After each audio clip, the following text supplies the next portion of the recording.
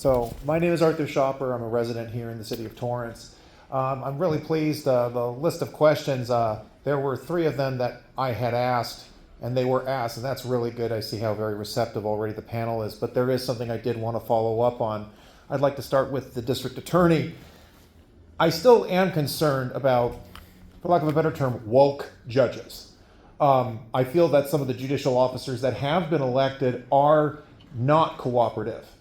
And I would like to know what resource or what can, I mean, of course, obviously it's up to the voters. We need to elect better judges. But in the interim, what resources do you have to deal with judges that are not cooperative, pro-criminal, that are taking whatever steps they can to allow criminals to just walk free?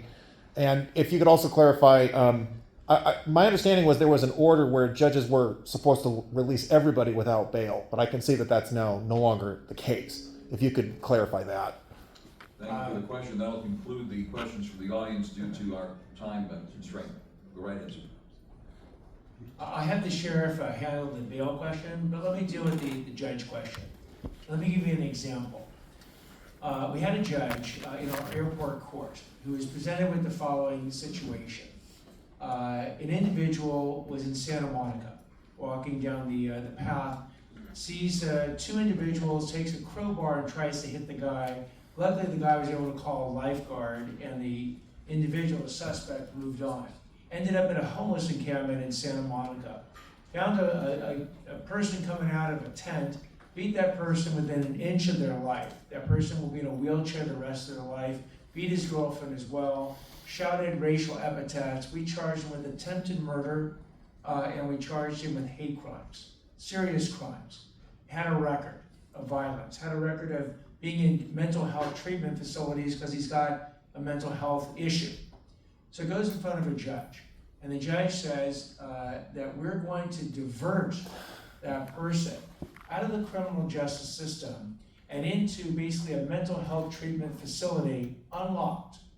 And we're going to basically trust that they can get through 2 years of treatment. If they get through 2 years of treatment, then all of a sudden that crime disappears. It gets dismissed off the record as if they didn't commit it. But in the court that day was the victim in a wheelchair, screaming at the judge, saying, "What are you doing?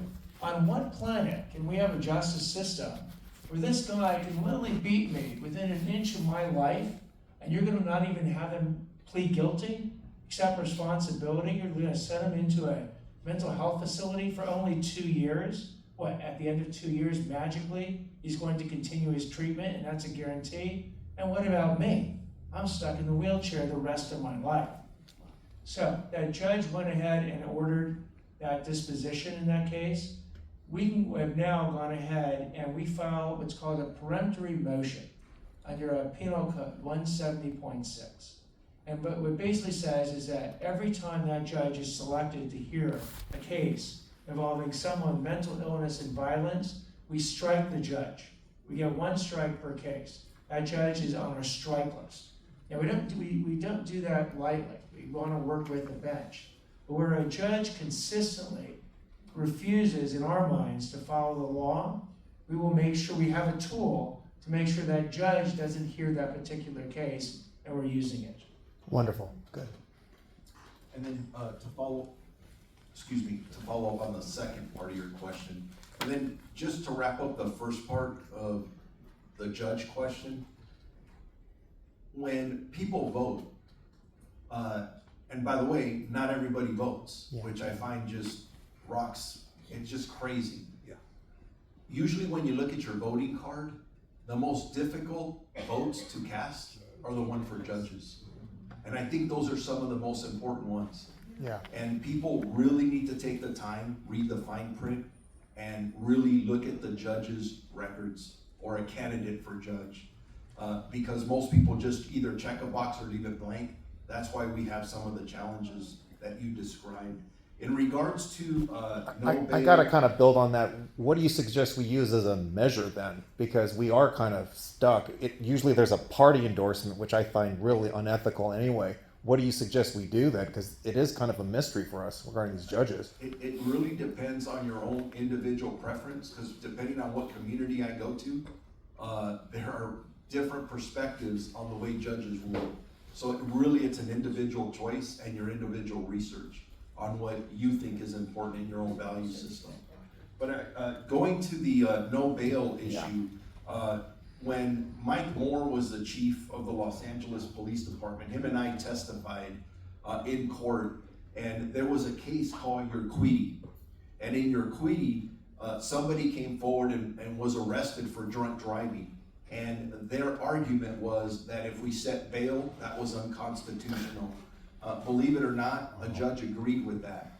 What ends up happening, and it's a very technical story, the Superior Court of the County or of Los Angeles came forward and developed what they call a pre-arraignment release protocol. And initially for us, specifically in law enforcement, we were very skeptical because what it did is it said that if somebody gets arrested, depending on the charge, the deputy sheriff or police officer can call a magistrate to review the individual suspect's history, criminal history. And we were like, uh-oh, this is gonna go down the path of Urquidy. Well, from what we've seen, it actually is working out very well. Okay. There are magistrates who have to make decisions if somebody's gonna stay in custody pre-arraignment, and when somebody has to sign their name to somebody that may be a threat to public safety, you'd be surprised how many times people are being held. And then I believe that there are people that are getting a fair shake. They don't have the criminal history, they committed an offense, and depending on a grading system, they are released. Okay. It's more technical than that, but this PARP system is a lot better than this Urquidy decision, which by the way, is still kind of hovering out there. They want to see how PARP works, and I'm hoping PARP works because we do not want to go back to that Urquidy decision.